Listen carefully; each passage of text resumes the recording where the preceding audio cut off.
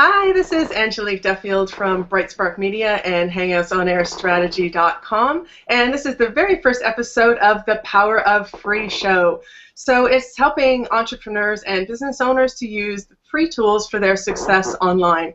And today we're going to be talking about Hangouts on Air, and I've got a Hangouts on Air expert, Debbie Horovitch, and she will be talking about some basics of Hangouts, but really we're going to get to the juicy stuff like how to monetize your Hangout and how to get celebrities and influencers to say yes to your show. Now, this stuff is equally important for people who are doing podcasts too, so if you've got any questions, just go on over to the event page or to YouTube and post your questions there, and we will get to them later.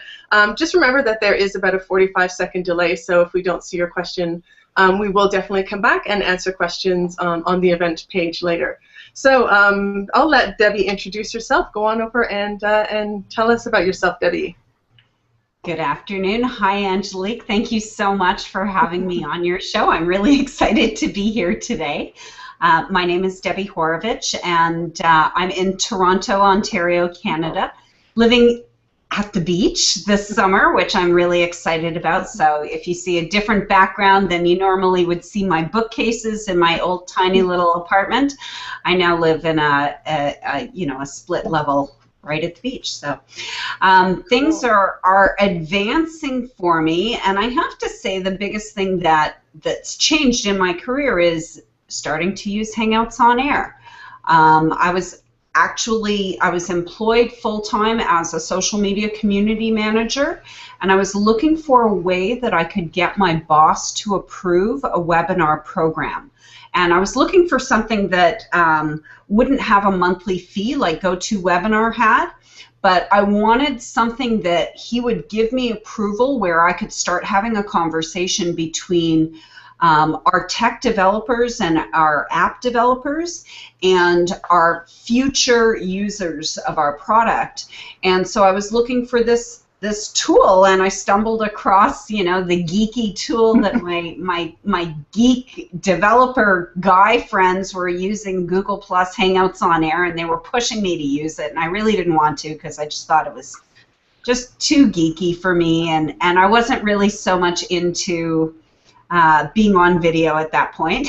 It was pre-me on video, and I started a show. My boss didn't want me to start a show for them, so I had to do it on my own time, evenings and weekends. And what I did was I started a show, Sparkle SOS Book Authors and Publishers, because I just wanted to test Google Plus Hangouts on Air with a subject that would be something that I would be motivated to continue with if it took off, if it showed any opportunity. And I've been really wanting to become a book author, a professional book author, in my career, in my life for a long time, but I've been really insecure about it. So I knew that if I started spending time around people who were successful book authors, the way that I thought about myself and my opportunity and my potential to become a book author would change.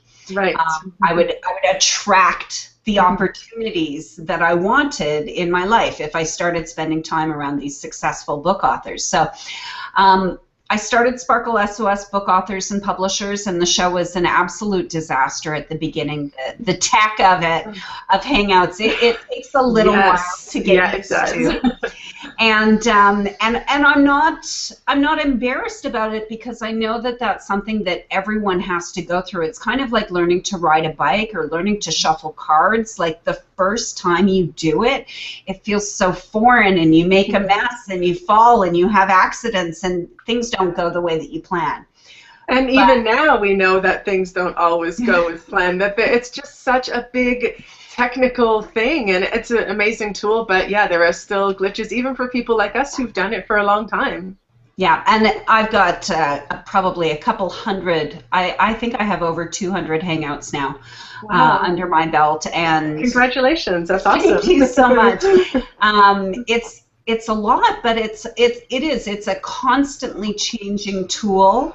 And when you start, I mean, for me, I've kind of, with the success of the show, what happened was that after 3 episodes of really fascinating conversation with working book authors and with people sort of dabbling in the publishing industry.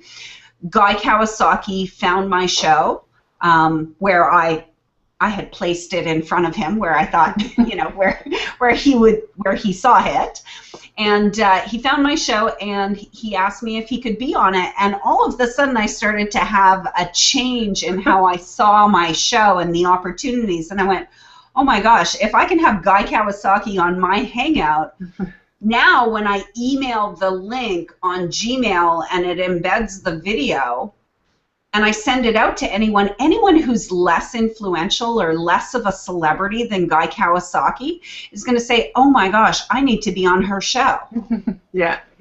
And so it just, like, it sort of exploded in my head. I was like, oh, okay, now there's something about this Hangout on Air. There's something about it being different from just another webinar tool.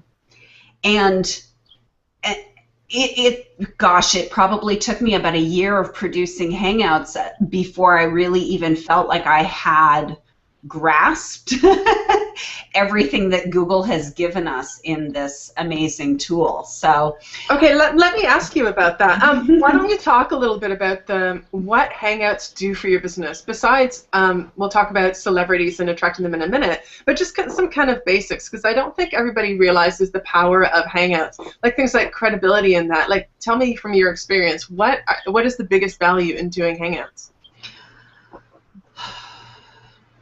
Okay, well, there's two. There's two sort of main buckets that I would dump the benefits into. One is a technical benefit and sort of like an engineered benefit that is intrinsic to it being a Google product.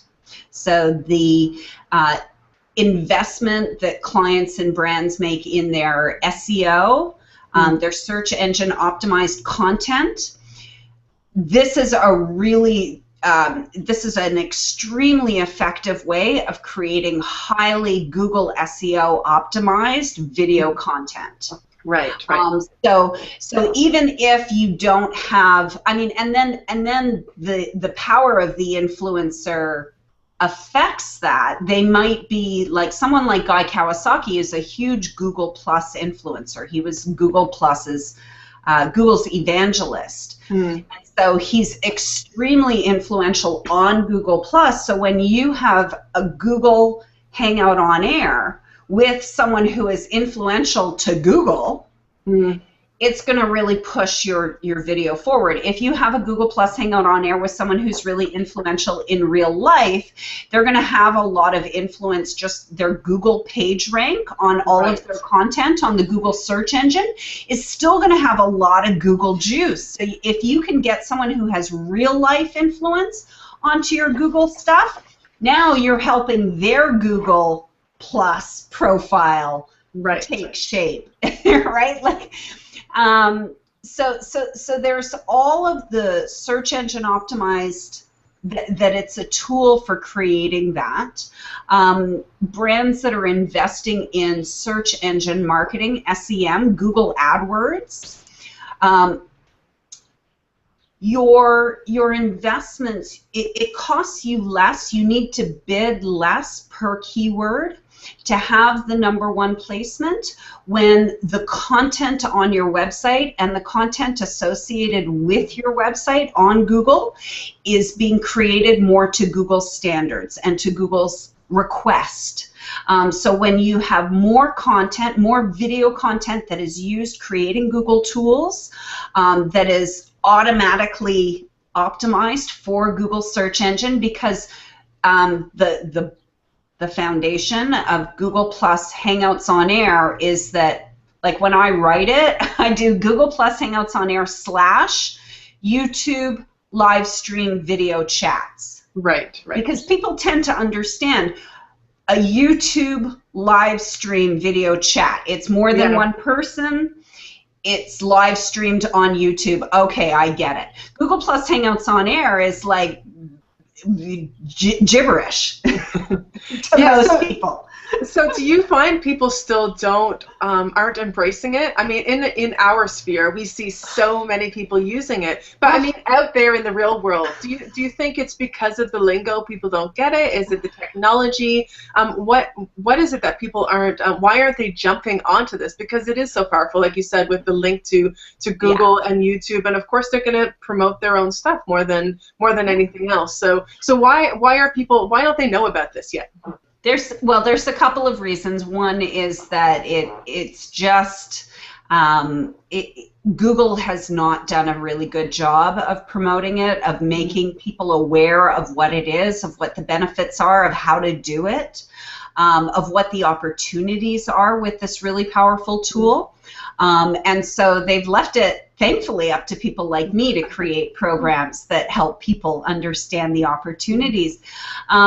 So that's a big part of it, but there's a sort of trend of Google hate and Google Plus hate, and it's kind of it's almost like we love and hate Google, and I don't. I fully love Google. I'm totally Google compliant.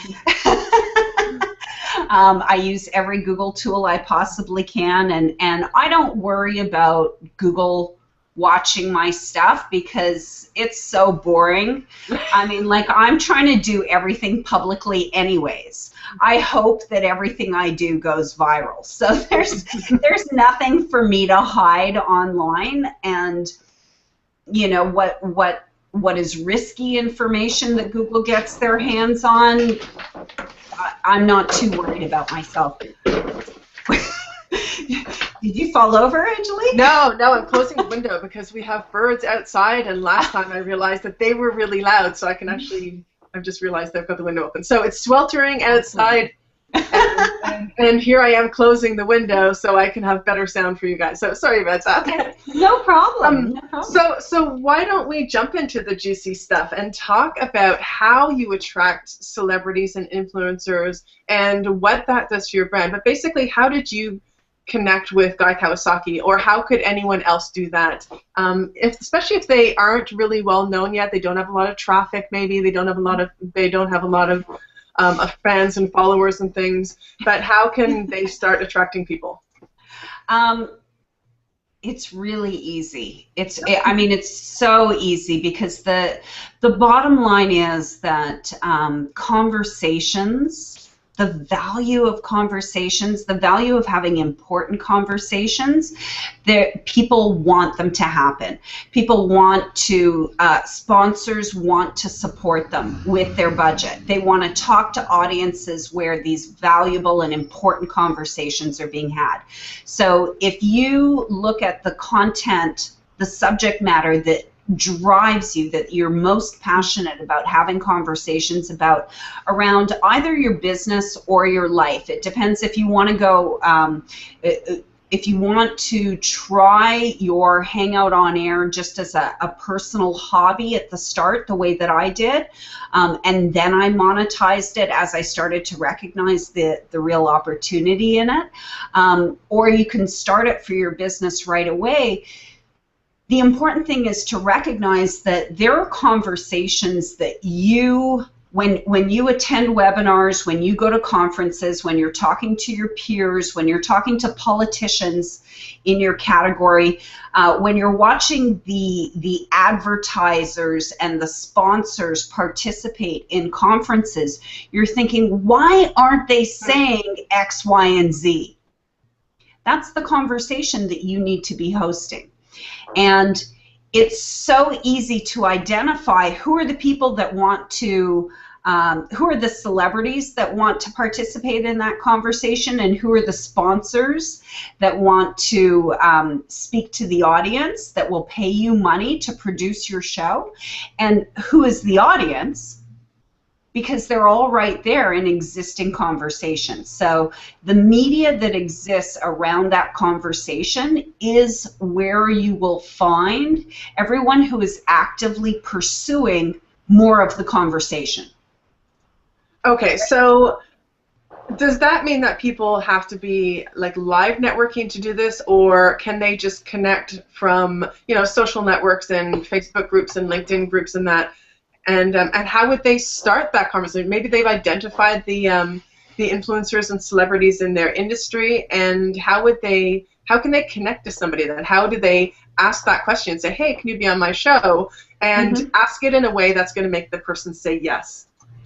I actually find that what I do is I try and remove the technical fear that comes up for people around Google Plus Hangouts on Air because of they might be Google haters. They might just not, like they might have felt burned by Google Buzz and Google Wave in the past.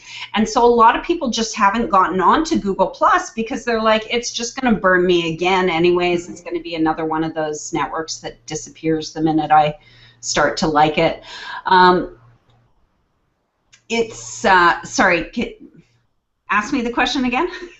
So how can people actually ask the celebrities and get them to say yes? Like, what, do you have a script, or do you have a template that you follow, or do you email them? Do you find them in a Facebook group or something and then connect?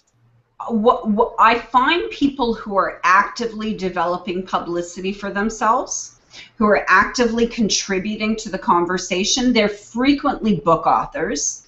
Book authors are often the people who are out promoting themselves and having the conversation as many times as they possibly can around one subject. And so there are book authors in every single category, in every single business, for every single hobby that are publishing now that want an audience to talk to. So if you launch a show, having a conversation that nobody else is having, but that is important to the industry, it's really easy to identify, oh, hey, Guy Kawasaki. On another, I found Guy Kawasaki on a conference website. He was a speaker on the conference website, and so I tracked him down and found him on Google Plus. I didn't know that he was Google's evangelist or Google Plus evangelist. I also thought, maybe I shouldn't say this, but I thought he was the same person as Robert Kiyosaki. I thought he was also the author of Rich Dad, Poor Dad. Right. Which Robert Kiyosaki is a completely different guy. Sorry, Guy, now I know.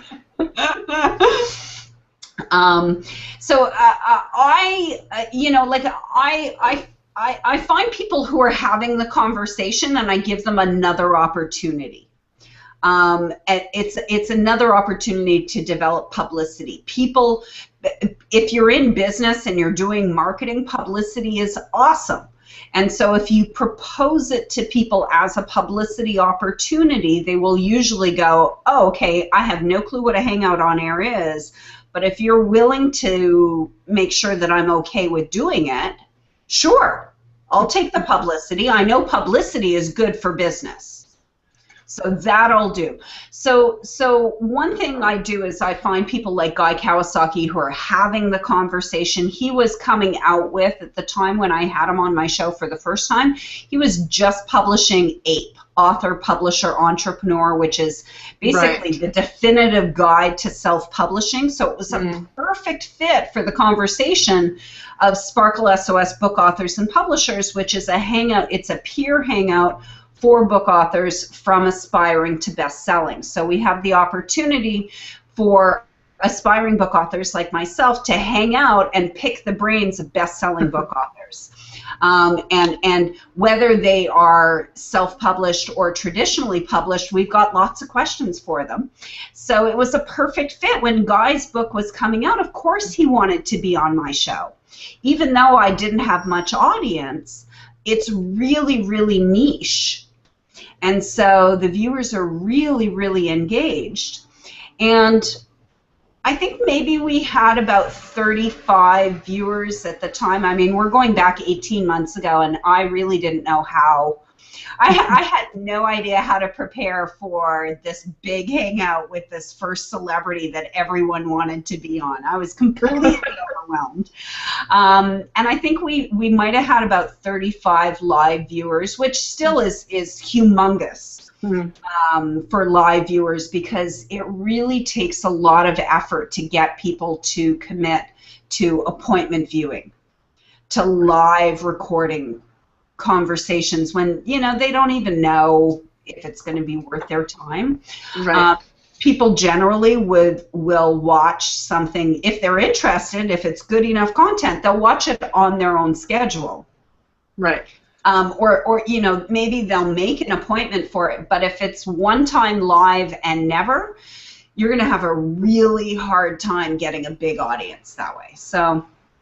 Okay, so let me just kind of recap what you said. So you said that we shouldn't really have a big fear of reaching out to these people, because any of the celebrities and influencers are really hungry for that publicity when they've got a book coming out or a program launch. It sounds like that's a really great time to reach out to people. Absolutely. And make it easy for them to say yes, get over the Hangout, the kind of technical fears, so maybe give them a swipe file and outline what they can expect from it and how you're going to help promote it for them, and things like that will just make it easier for people to say yes.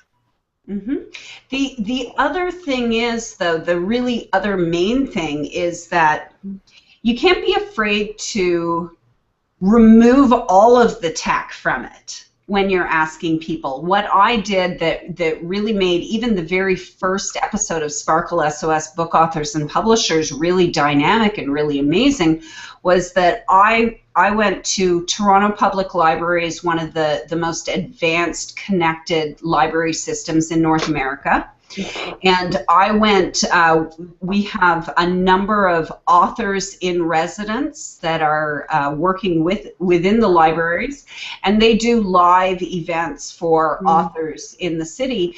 And the night before my first Hangout on air, I had like nobody scheduled for the panel. I was just going to be on the Hangout alone. And I was like, oh crap, maybe if I go to this Toronto Public Library event, I can get some people to be on the show with me. And what I did was I said, listen, I'm doing a live stream on YouTube for book authors.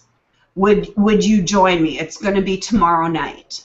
And that way, that makes it really simple for people just to say yes. You can take all of the tech overwhelm and keep it in your head. Right. Don't share it with your guests.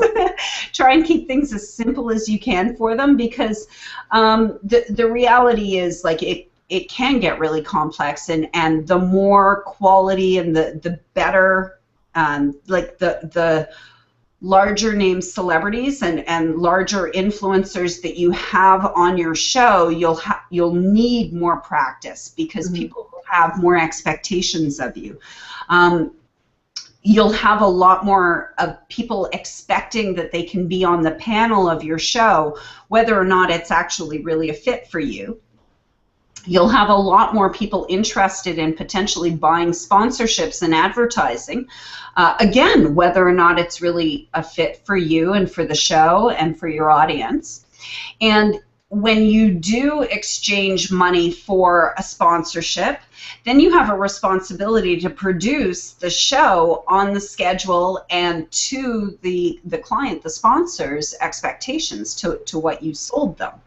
And if you're not able to produce it, then you really have to refund the money, because you haven't met the contract terms. So that's a perfect lead-in. So let's talk a bit more about at what point should you consider monetizing your Hangout? Is it something you can do right from the start, or is it do you kind of wait until you've built up your audience? And how do you approach it? Is it how do you get the sponsors to be interested, to attract affiliates and things like that? So let's just start with the first question. Like, how do you know when it's time to monetize it? I think you can monetize it right away in every way that you want to try. And if you can't sell it, then it's not ready yet. If people aren't buying it, it's not ready yet. So you got to keep on working on it until you figure out what it is that people want to buy, until you can package it up and price it and offer it to the right people in the right way. And that also, that's like, it's like having a child that you're trying to, mold. and dress them up and socialize them with the right other group of peer friends and kids, you know, like so that they don't have the wrong influence. Right? So I think I do believe that you can monetize your Hangouts in lots of different ways. I like to find what I like to do is make sure that the experience of the Hangout for the people who are participating the most actively, that the experience of the Hangout, that the experience of the conversation is most valuable. That's my focus. And when I can create content that is really valuable for the people who are on the video, where they go, yes, I'm going to come back again.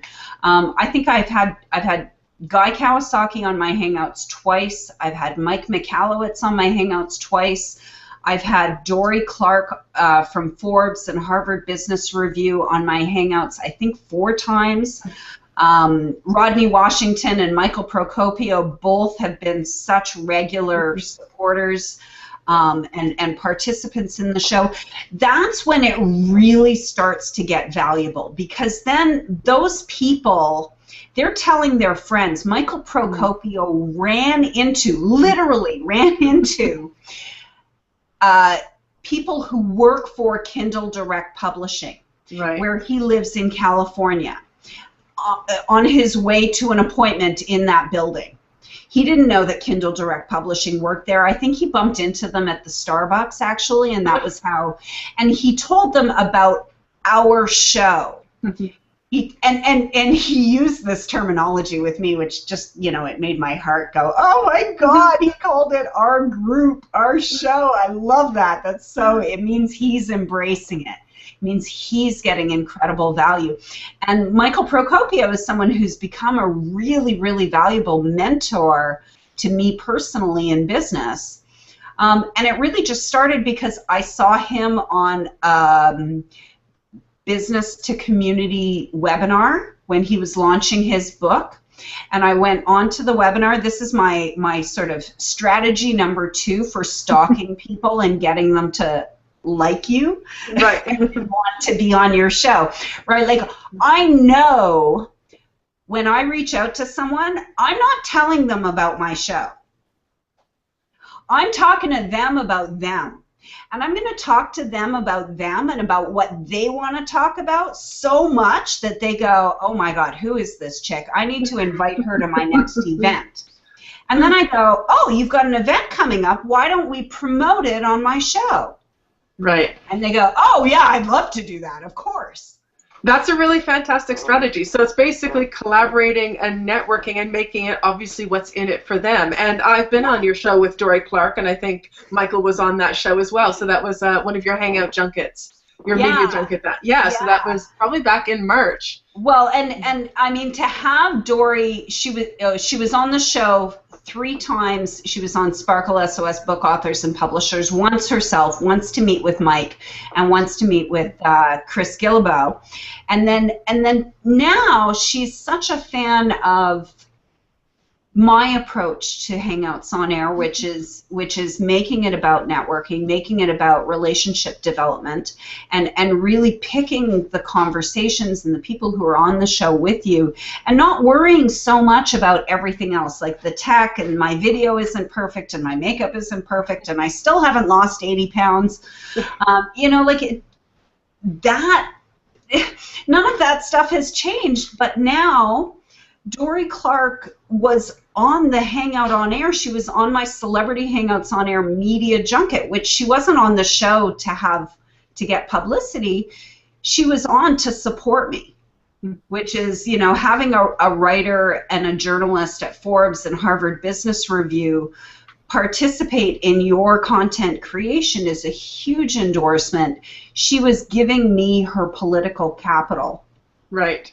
And her social endorsement, her social proof through Forbes and Harvard Business Review. And when I created my first ever funnel using lead pages and Aweber for Celebrity Hangouts on Air for the mastermind that I was launching, and I sent the link to Dorie to show her.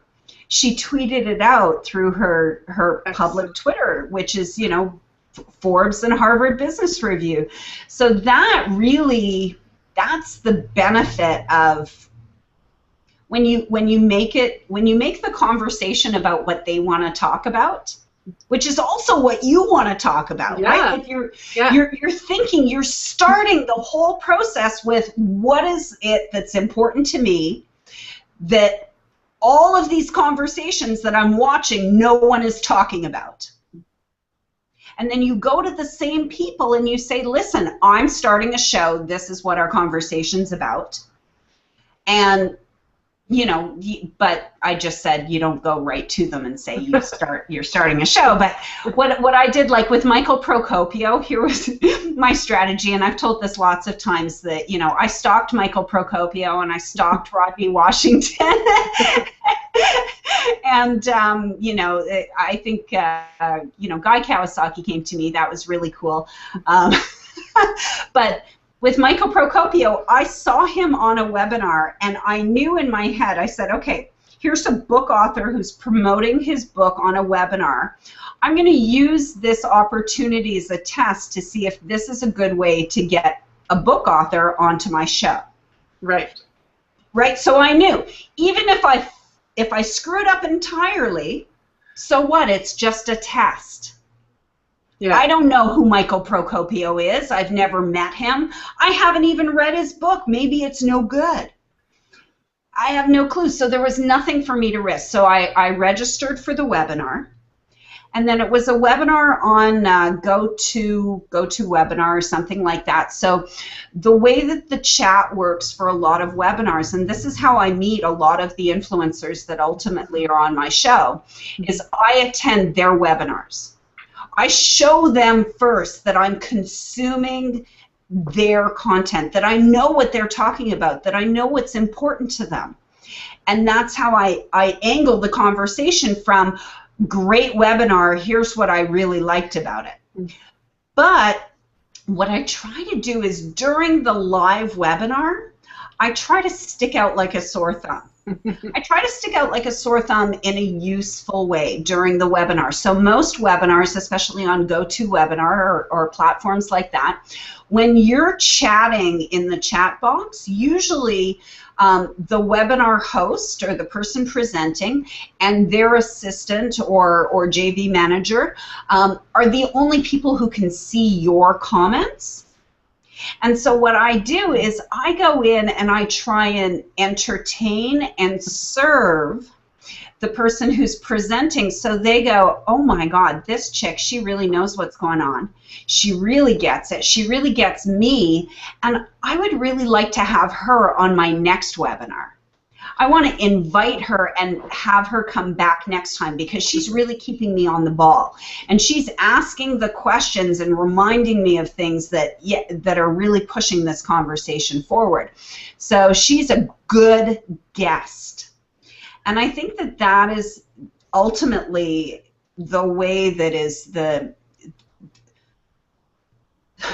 way about everything in social media is you have to demonstrate it. Let me just talk about that, because that is so much the way I do things as well. I love that we are both networkers and collaborators, and we talk about stalking, but in a good way. And when we talk about stalking on the internet, it's not any different than salespeople have been doing for like 20 years. You know, they notice something and then they start a conversation about it.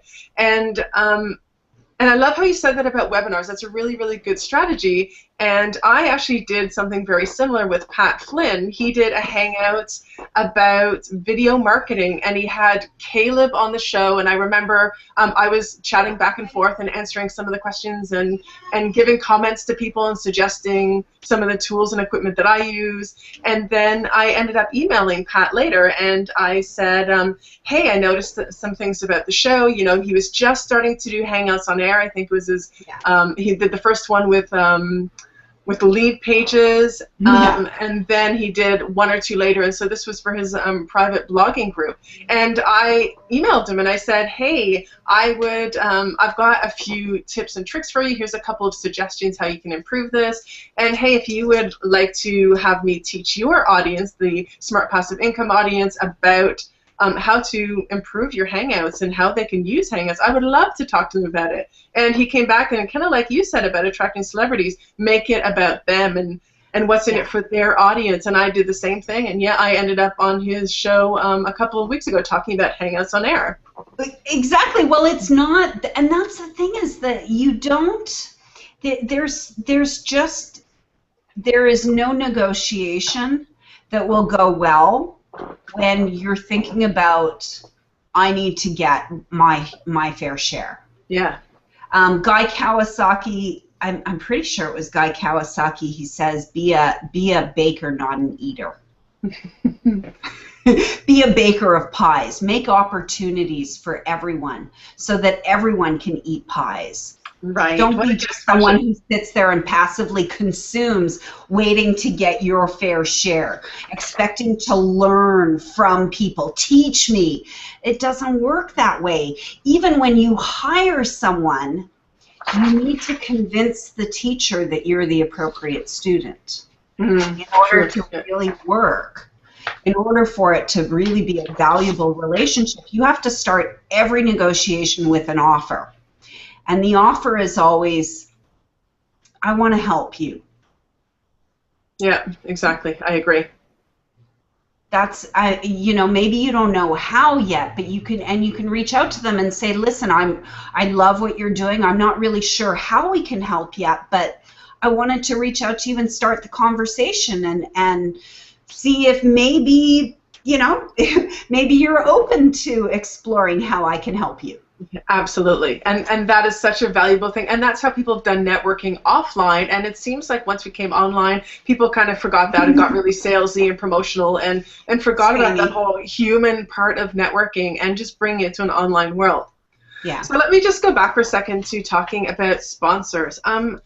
How do you contact a sponsor and what do you say to them? Like what are sponsors looking for in a show?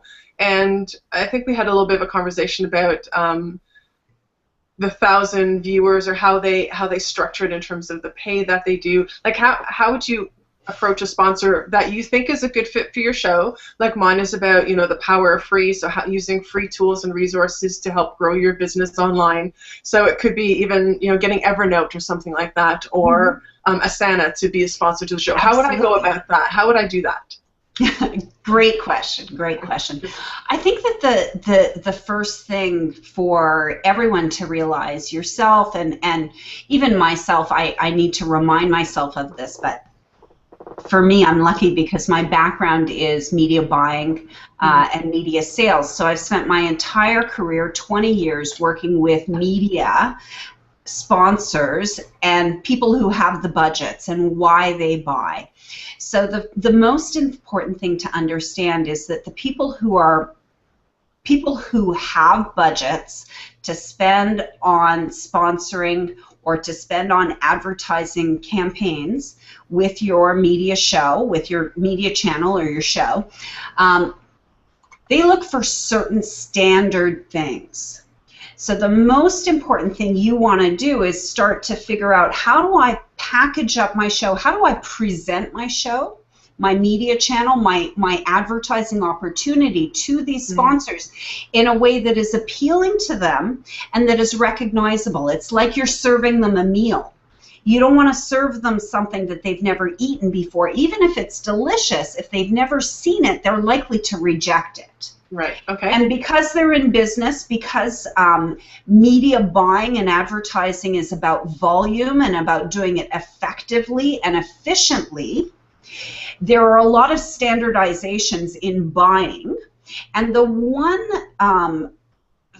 one standard of media valuation, to put a dollar and cent price on your media channel, is cost per thousand. So CPM, you'll see CPM, and what it means is, what is the cost to reach 1,000 people within your audience?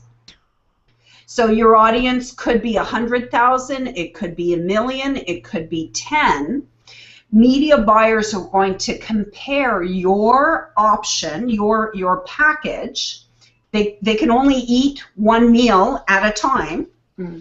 and yet they're looking at 5 and 6 different proposals, and your show is no less valuable at 10,000 audience or at 10 audience than a show with 1 million audience in reality.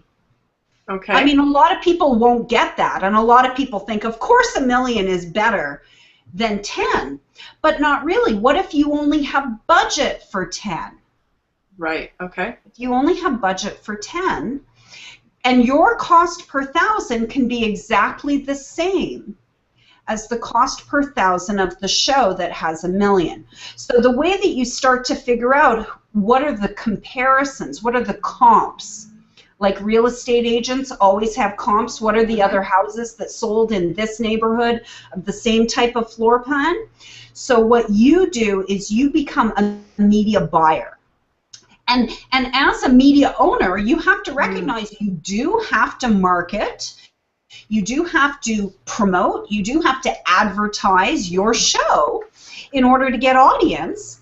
And so it is not, you're not lying, it is a completely legitimate request for you to reach out to the media channels that are your competitors and ask them for their media kits and have a conversation with their sales reps and ask them questions. Be a buyer with no budget right now.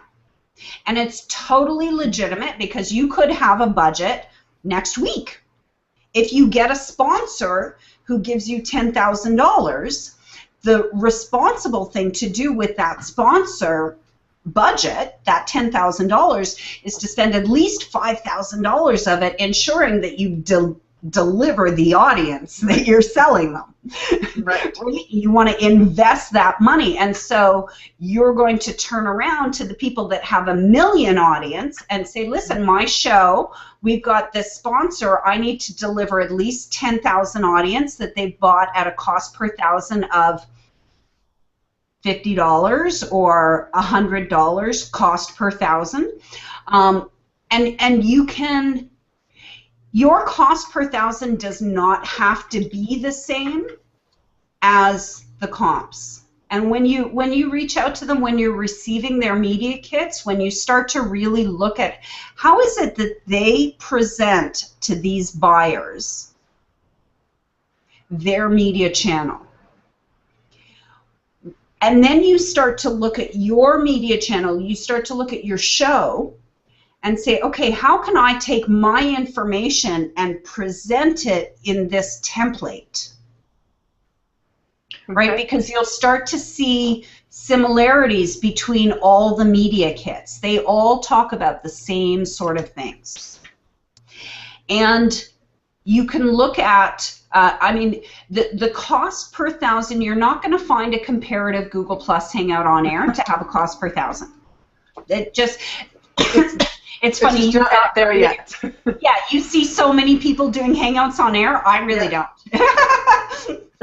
I mean, I do a lot of Hangouts, but I don't see a lot of people doing Hangouts. It's still really an undervalued and underutilized tool, which is why it excites me so much. Okay, so what else can I tell you? Yeah, you've covered that in a really great way. Oh my God, that is so much. That's kind of beyond what I know and understand.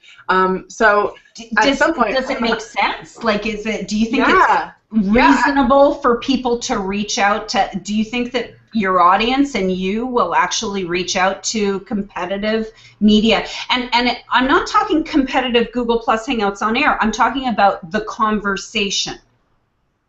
So people who are producing the conversation in other media, yes, they're looking for more audience too. They're looking for more content too. There is no reason why the minute that you get their media kit, if they've got 1 million audience in, say it's a website, or say it's a print newspaper, or say it's a print magazine, or, I mean, it could be a television show. They all have audiences. They all have media kits.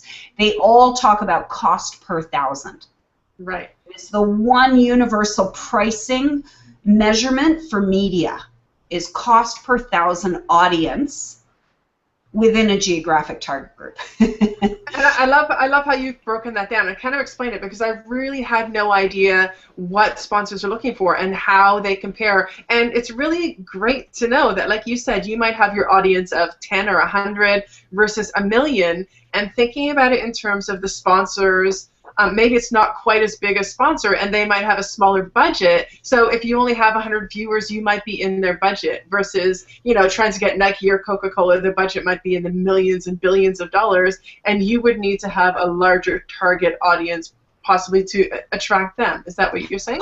Possibly, yes, because as a media buyer, which I did for the majority of my career, we're looking for opportunities. Like, I don't want to spend...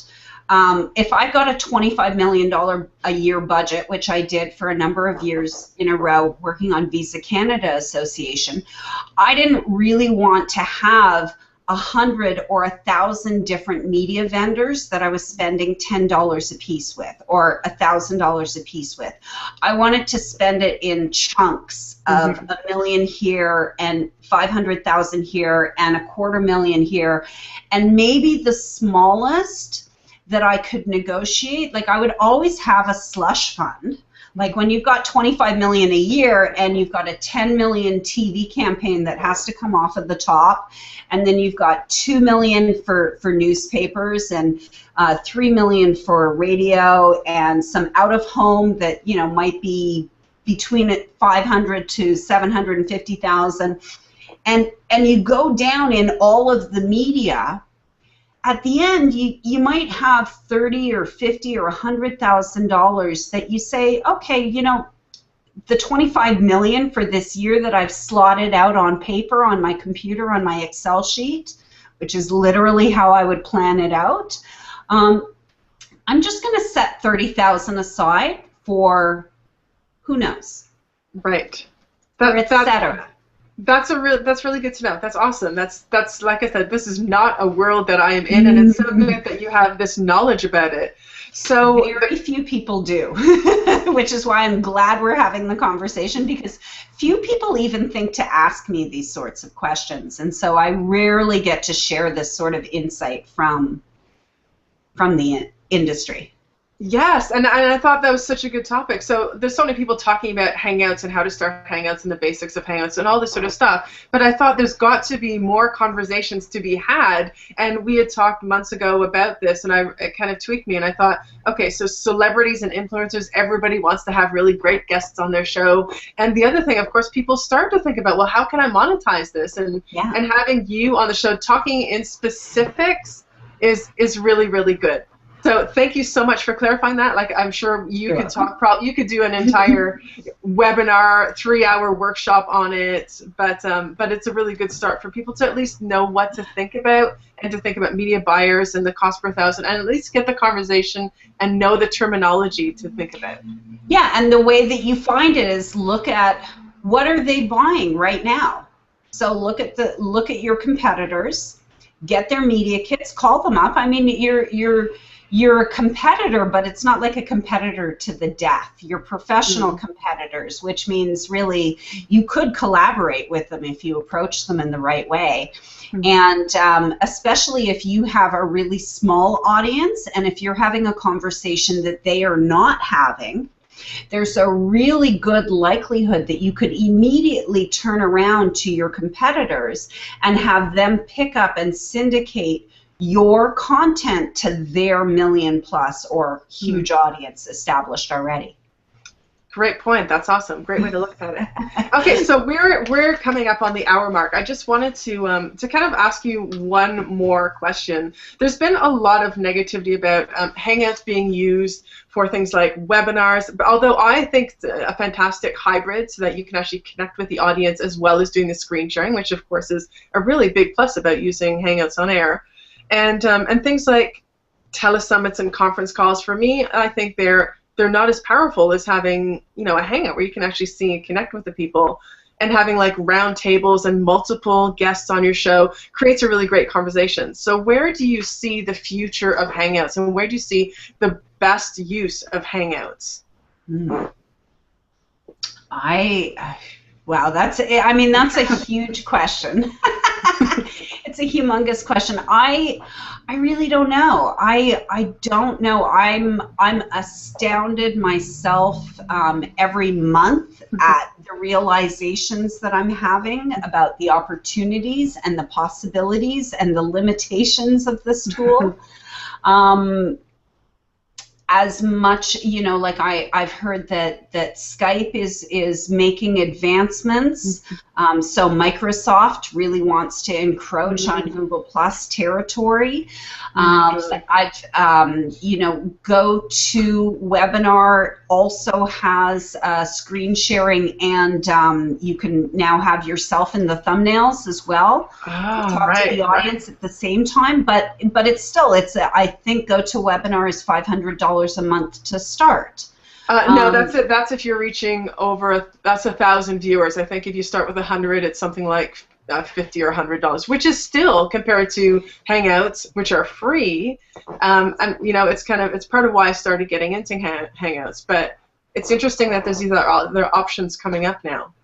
Yeah, I mean, I'm sorry, I don't know that I can answer your question. I know that for me, my focus is continuing to get narrower and narrower on diving into what really is Celebrity Hangouts on Air, which is the brand that I created to help train professionals, to help people understand the real opportunities that exist for them as individuals and as business brands in using Hangouts on Air as a tool. Good. So, sorry, I didn't mean to jump you with that question, but you gave some good information anyway. I didn't realize Skype is kind of upping their game and things. Yeah, it's good to know that. I think competition is good, and hopefully it will, even just having another venue, because quite a lot of people know about GoToWebinar, but the more things that are in this space, the more people are going to realize what's out there and that this is a valuable part. So it can only help Hangouts on Air as well. Right, and it's not about Hangouts on Air. I mean, like you said at the beginning, this conversation is really impactful for anyone who's doing a podcast. And the fact that it's video isn't required, because the people that I know that are doing Hangouts, some of my other students from Celebrity Hangouts on Air, Michael Procopio, with his Thought Leader Life show, they're syndicated onto the FIR for Immediate Release podcast network. So what they do is they strip out the audio of their show weekly, and then it gets distributed to the For Immediate Release network on iTunes as an audio on a weekly basis. And he says it's at least 50% of their audience that comes from iTunes. So it's not about what you deliver, like the format that you deliver your conversation in. The most important thing is who's having the conversation and the value of the conversations that you have. So basically about content, and I like what you said. You talked to Mike about this, and I think we touched on it on that show of yours on the Media Junket. We talked a bit about repurposing, and that's such a smart way to do it. So you can use your Hangouts. Of course, they're going to be on YouTube and put it on Google Plus. You can tweet them out. You can put them on your blog, and the stripping of the audio. That's something that I've definitely thought about as well. And it makes sense that you can just repurpose it, put it on iTunes, put it on Stitcher, and things like that. And you can make visuals out of it. You can make those quotes, quotes with pictures from influencers, right? Like you can make those at a glance type of social proof images. There's so many ways that you can repurpose it, but also, I mean, you can do it the other way around as well, is that you can, it was funny, it was almost like a flash went off. No, that's a better one of you. So for people who don't know, I just actually did a screenshot. It just made me think about celebrities and things, and one of the benefits of using Hangouts is that you actually have a little capture as well. So I just captured Debbie. Oh, I got myself. I didn't mean to. Meant to get you. But what I wanted to say was also that it's important for people who are actively producing like a podcast or an online magazine or a live event or a workshop, it's important to recognize that you can easily transfer that conversation into also a Hangout on air and add the video value. Like if you're just doing a weekly podcast, just turn on your Hangouts on air on top of it. Right. So that it picks up, Hangouts on air records at the same time as your podcast is recording. Mm-hmm. And that way, now your podcast gets some sort of like in the radio studio visuals, or you can turn your camera off if you want and just audio podcast on YouTube. Okay. There's no reason why you shouldn't, as a podcaster, be getting all the YouTube and Google benefits of Hangouts on air. Actually, you know, someone who's doing that is Scott Stratton. He's been producing a show. Like, he's actually got his co-host on sitting across the table from him, and they've got the actual better mics for podcasting, and he's got it live on YouTube, basically on Google Hangouts, as well as he's going to repurpose it as a podcast. So you're definitely right that there's lots of ways that you can use it. Yeah. So let me wrap it up. We've talked about just credibility and search engine optimization and how powerful and important Hangouts are in terms of Google value and getting found online. And then when it came to influencers and celebrities, we talked about networking and what's in it for them. So really kind of showing people who are interested in being on your show, or who might be interested, how you can make it as easy as possible for influencers and celebrities to say yes to be on your podcast or your Hangout on air. And then we talked about monetizing and sponsorship, and thank you so much for that really great information that I've never heard anybody else talk about. The cost per thousand and being a media buyer, and really kind of having a plan, and how even small businesses can compete and have sponsorship. It's not all about the big guys. That they actually want to be doing sponsorship for little companies like this who don't have as big an audience yet. Yeah, absolutely. So, great. So thank you so much for all of the information. Is there anything else that you've got coming up? I think you are talking about a book and you've got your own program. So do you want to just spend a minute and tell people where they can find you and what you've got in the pipeline?